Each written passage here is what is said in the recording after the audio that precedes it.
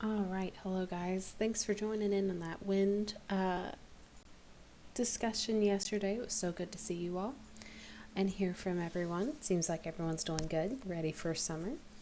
Let's go ahead and talk about wind and the Coriolis effect and why weather moves from west to east and so on and so forth.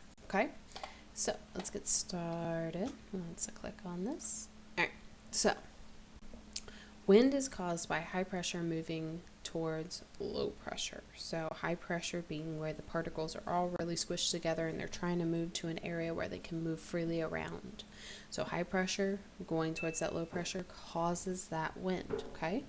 And these movements help move the weather across the world. So as I showed you guys with the weather map yesterday, there was a high pressure system that was behind the low pressure systems on that weather map, right? So those high pressure systems are pushing the low pressure and pushing those fronts across across the United States and across the world. All right, wind moves in specific patterns across the globe. And I'm going to show you something really quick, but these patterns are called the Coriolis effect. Hi, 5th and 6th grade. This is going to explain Coriolis effect with the assistance of my husband, who's just out of frame. What his job is right now is to draw a straight line. So this is the Earth. His job is to draw a straight line from the North Pole to the South Pole. Okay? So, dearest. What's up? Stop twisting. Okay. Now, see, he had one job, but yet he couldn't draw a straight line from the top to the bottom. Instead, what he does is he draws a line around the balloon. But we know that the Earth rotates. So the balloon rotating shows Earth rotating, which then gives us these lines. These lines help us show in what direction weather patterns move. So from the North Pole to the South Pole, get a marker. Notice in the northern hemisphere, there's the equator, that weather patterns move in a counterclockwise direction. In the southern hemisphere, well, his line kind of got weird here. But in the southern hemisphere, they move in a clockwise direction. So this line shows the Coriolis effect. The direction in which the winds move based on hemisphere is the Coriolis effect. Okay, so the Coriolis effect really is affected by how the Earth moves. So that Earth's rotation really causes these winds to move in these circular patterns and to move in these clockwise or counterclockwise directions in our hemisphere. Now again, like I said, in the southern hemisphere, the weather patterns move in a clockwise direction. And so this helps us explain why weather moves from west to east. And I forgot to add a picture here, so I'm going to go ahead and show you guys on here.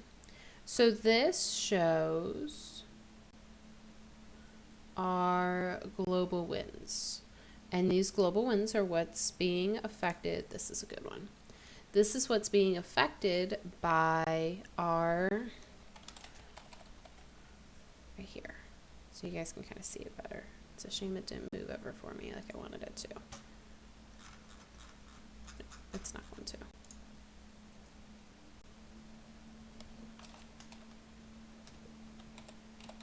There we go. Okay, so notice that I have these arrows. Here's the equator. So this is the northern hemisphere. I have these arrows that are moving in this counterclockwise direction, right? So this one, this one, this one, this one. And this not only tells us how wind patterns move, this also helps us understand how ocean currents move. If you remember remember from history, we talked about the triangular trade route, right? And they use that triangular trade. They use that triangular trade route because that's how the ocean currents moved, and it was the fastest way to get from A to B. So they went from North America up here. Notice these arrows are moving in that direction, and so the ocean currents helped, and the winds helped get them back to England a lot faster than if they were traveling from England down in this area, right? Instead of moving against the current, they started moving with the current. And then they went down towards Africa. Notice we're going in that counterclockwise direction. And from Africa, they went back up towards Florida and then Cuba and all the Hispaniolas.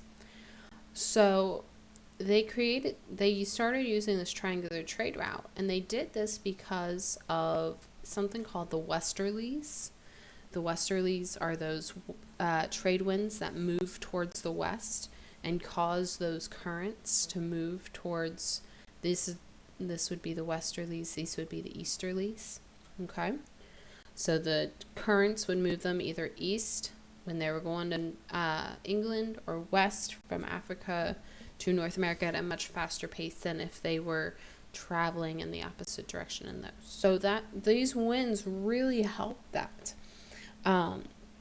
They also help, like I said, they help with weather travel. Notice the direction of the arrows is the direction that weather moves across North America. The next time you guys watch the weather, pay attention to how the fronts move. They kind of move down, and sometimes they move way down, or sometimes they go up, right? And that's all because of these global winds. The Coriolis effect causes these winds to move in these directions. Down here, it moves in a clockwise direction, right? So weather patterns are going to move from east to west in the southern hemisphere. Okay? Fun fact, if you flush a toilet in southern hemisphere, it rotates clockwise when it's flushing. In North America, if you flush a toilet, the water swirls in a counterclockwise direction. Right? Yeah. So, yeah. All right. So, that would be the Coriolis effect. Let's go back to our PowerPoint real quick.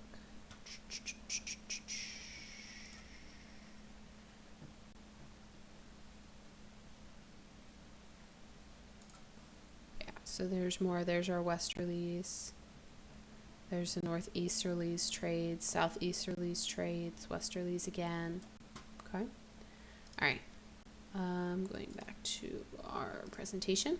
All right, so this really helps us explain why weather moves from west to east. Now, jet streams are something else that are prevalent, and these really help weather move along. So we're going to watch this video, and it's a weatherman that explains these jet streams. Well, it's 7:49, time for another Ask Dirk segment. Today's question that you sent in involves the jet stream. So, Dirk, what's the question? Well, the question comes from Shelby from Newcastle, and her question is, it's a simple one. It's just, why is a jet stream called the jet stream? So the simple answer is, it's a stream of air that's moving faster than the surrounding air. But of course, we're not going to leave it at that. We have a lot more to talk about as far as the jet stream is concerned, because it's an important feature with our weather that we have. Now, here's the definition: a fast-flowing current of air located anywhere from 5 to 7 miles above the surface of the earth. That's the jet stream that we have, again, over us. It can be upwards of, a mile to 3 miles thick, the jet stream itself, and it can run anywhere from 1,000 to 3,000 miles. And you can see that aircraft. So if you noticed with the jet stream, they're using airplanes to help you. So this white line right here would be the jet stream. If you notice, that plane moves so much faster than this plane's moving right here in normal airstreams. And actually, pilots do use jet streams to help them get across the U.S. faster. So if there's a jet stream nearby heading in the general direction where they're heading, they're more than likely going to hit that pocket of air so that they can get in and move at a faster pace towards their destination. love to find the jet stream because that just adds to their ability to go get there faster and, of course, use less fuel. And that's what you want. Of course, this day and age, if you're going to be flying around, it helps to save on money and energy. So the jet stream, there's actually two jet streams that we're concerned with here in the northern hemisphere. You have the subtropical jet stream. That's generally to the south of the United States, but occasionally it does affect or impact the southern half of the United States, including California. We sometimes feel the effects of the subtropical jet stream. But mainly it's the polar jet stream that we're concerned with and that we like to watch as far as the weather patterns that we have shaping up. This is really important because the colder air generally stays to the north of the jet stream, the warmer air to the south of the jet stream. When you have what's called a little trough or a valley, that's where we have areas of low pressure. And usually where you have that upper ridge that blows up there, you can see that's where we have the higher pressure and the warmer air that's usually associated with these two, again, areas of air to the north and to the south of the jet stream. Now, what's so important about this jet stream is it pulls along those weather systems, and this is what gives us our rain. And so we have these areas of low pressure that swing on through as those waves come through. That's what makes a cold front. And, of course, that's where we have the rain and the snow, and that's what we get during the winter months, and that's what we need a lot of. Of course, this time of year, we've been looking at conditions that have been dry for a little bit and then wet for a little bit. So this is what's going on. When we have our wet periods like we did in the month of February, we had a situation where we had a cutoff low. When the area of low pressure is cut off from the general flow of the jet stream, and so it just sits here off the coast of California, and if it's close enough, it swings that area of rain through, and that's what we had again in February. We had these waves of rain coming through, but what will happen also, and this happened in the, through December and into January, the end of December and into January, you have an area of low pressure that's cut off from the jet stream, and then the high pressure builds in. In fact, we had in January 17th, we got up to 70 degrees because of a pattern similar to this. Now notice how that high pressure just kind of pushed that low pressure out of the way, right?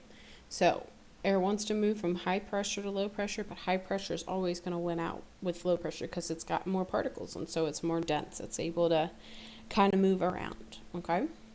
And so the jet stream is very, very important to our weather. It can also be bringing about some extremes, especially if you have that cutoff situation. So the jet stream, you can't see it. So I was thinking, what can I do for a demonstration? Well, I talked to our crack team here of engineers at KCRA, and this is what we came up with. I was just going to bring in my wife's hair dryer. That would make sense. That would make sense, but I talked to Dan Tracy and our team of engineers, and they brought this to me, and We it works took it pretty up well. a notch. We took it up. Yeah. So if you want to try this at home with a hairdryer and a ping pong ball, you can. It works just the same. You kind of have to play with whether you use high, low, or medium. Sometimes it just blows the ping pong ball out. But if you use, I think with mine I use medium, it can show this. Okay, sorry about that. That was my phone. All right, so let's go ahead and finish and see what All right, happens. here we go. We're going to turn it on. And what it is, we have a leaf blower, we have a tube, and we have the air coming out. Now, you can't see the air coming out, but you can feel the effects if I touch it, but also you can see our ping pong ball is being suspended in the air because of our jet stream of air being produced by our leaf blower. Now, it's interesting. I'm going to go ahead and just tilt this around. I don't know if you can see that. We can make it do circles. How fun is that? So there's our jet stream. So thank you very much for that question, Shelby, and there's our jet stream. How do I send a question in? KCRA.com/weather, and you can get to the Ask Dirk. All right, so that was a weather thing that was closer over to California. But if you notice with his jet stream, that ping pong ball was suspended in air because of that jet stream, because of the highs and lows that are associated with that jet stream.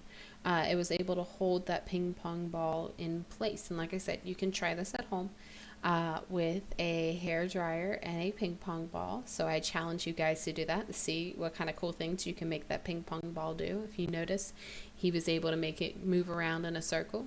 Just make sure you move slowly. Don't move too quick or else it won't work. Okay?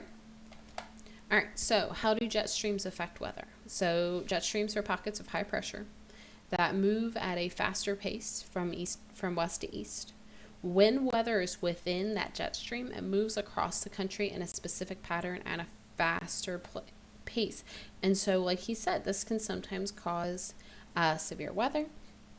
This can also cause long-lasting weather if something happens and that low breaks off of the jet stream and it kind of creates a little pocket underneath of it. And